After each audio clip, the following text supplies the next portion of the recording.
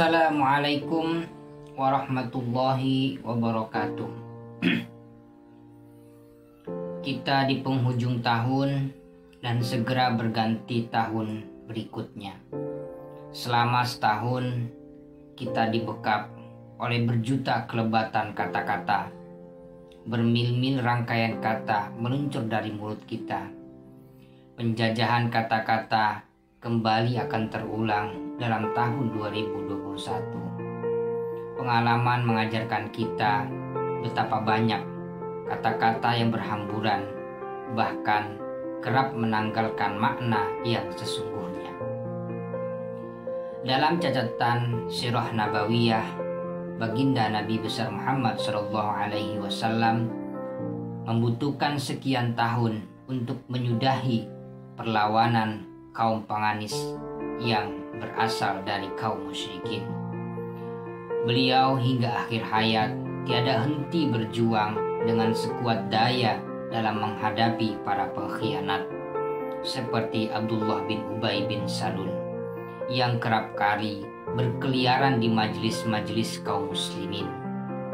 Bahkan hanya beberapa saat pasca Rasulullah SAW wafat, Khalifah pertama Sayyidina Abu Bakar As-Siddiq tugas tunggalnya menghabisi para pendusta agama.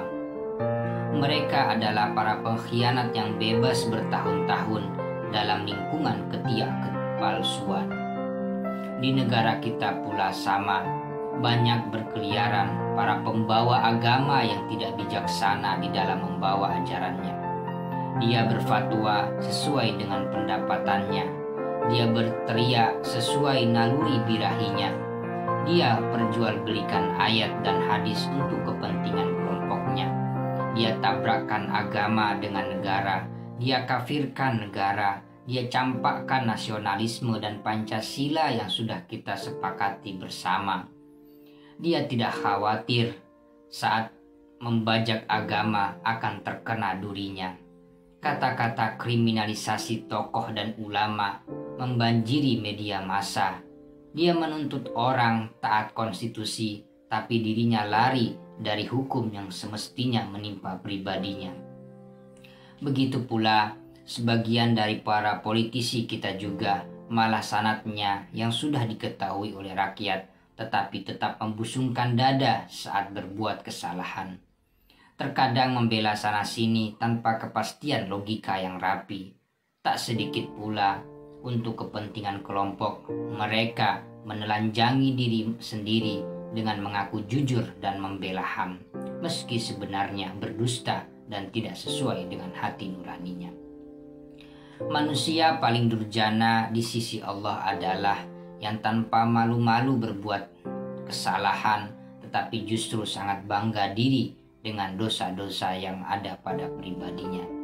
Karena terlalu jengkelnya, sampai-sampai baginda Nabi besar Muhammad SAW terhadap kelompok ini, beliau menghardik dengan ancaman yang sangat keras. Bunyinya, terkutuklah orang-orang yang membanggakan dosa-dosanya, terjunlah kalian ke neraka wail. Mari kita bersama-sama melepas segala kepalsuan yang selama ini terbungkus oleh kain putih dan balutan kain tebal di kepala kita.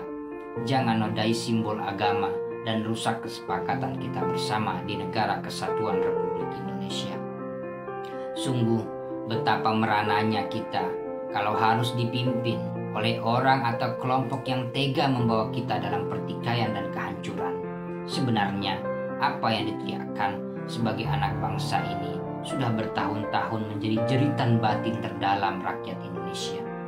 Persoalan-persoalan yang berkaitan dengan rentannya rasa aman, kian menguatnya intoleransi dan sikap takfiri, menenggangnya tali sosial, merajalelanya pelanggaran terhadap konstitusi, atau semakin bertenaganya hasrat melakukan praktek kolusi, korupsi, dan nepotisme juga sudah lama difatwakan para cerdik cendekia. Revolusi akhlak harus berpengaruh kepada perilaku politik, hukum, ekonomi, dan budaya, serta lain sebagainya. Revolusi akhlak memerlukan keteladanan. Di sisi lain pula, persaudaraan sejati antara pemeluk agama harus bisa terlaksana, dan itu bisa berangkat dari agama kita masing-masing. Ruang toleransi itu ada pada setiap agama yang berupa humanitas, tanpa menghilangkan identitas agama masing-masing. Jadi persaudaraan kita tidak hanya pura-pura. Urusan ritual yang tidak berpengaruh kepada akidah, mari kita sudahi bersama. Momentum awal tahun kerap membawa orang untuk berfatwa sana sini yang sebenarnya tidak menjadi masalah di dalam agama kita bersama. Mari kita sudahi hal-hal yang tidak signifikan atau yang itu bisa melahirkan pertikaian yang berkelanjutan. Jadilah pribadi, jadilah pemimpin, jadilah tokoh agama, atau jadilah tokoh di sebuah kelompok yang mampu membawa masing-masing pribadi atau rakyatnya ke arah yang lebih harmonis. Jangan sampai kejadian dan fenomena yang terjadi di negara Timur Tengah dan negara lainnya, kepikan neraka, ada di negara kita. Negara kita harus kita jaga bersama. Semoga di tahun 2021 rajutan tali sosial, kebersamaan kita terus tetap terjaga, dan Indonesia tetap merdeka.